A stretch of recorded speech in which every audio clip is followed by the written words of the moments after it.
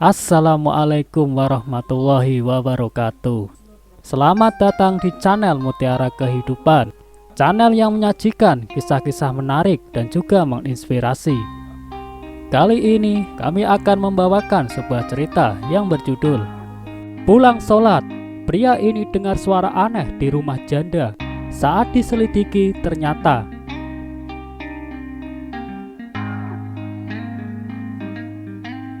diceritakan Akil, nama samaran, merupakan seorang yang rajin beribadah.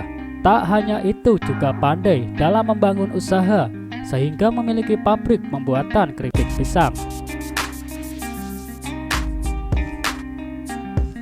Meski demikian, ia tetap tak lupa, setiap pagi sebelum melihat kantor, dia pasti akan melakukan sholat duha terlebih dahulu. Meski jaraknya sekitar 1 km, Akil akan jalan kaki dengan tujuan sambil olahraga.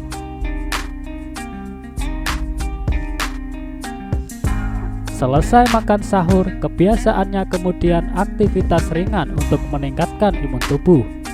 Pagi itu keadaan sepi, orang-orang sudah bekerja.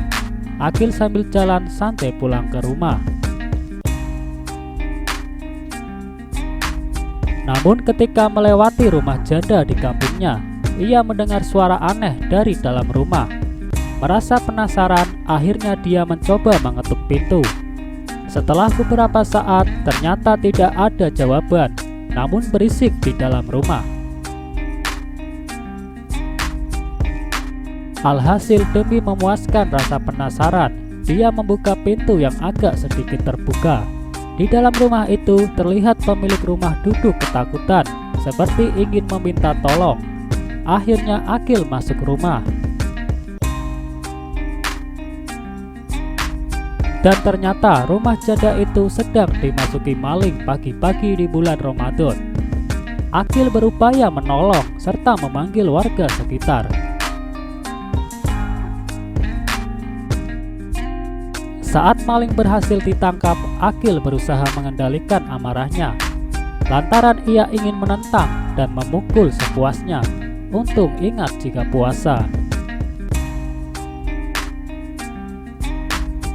Akhirnya dia menyerahkan kejadian itu pada pihak berwajib.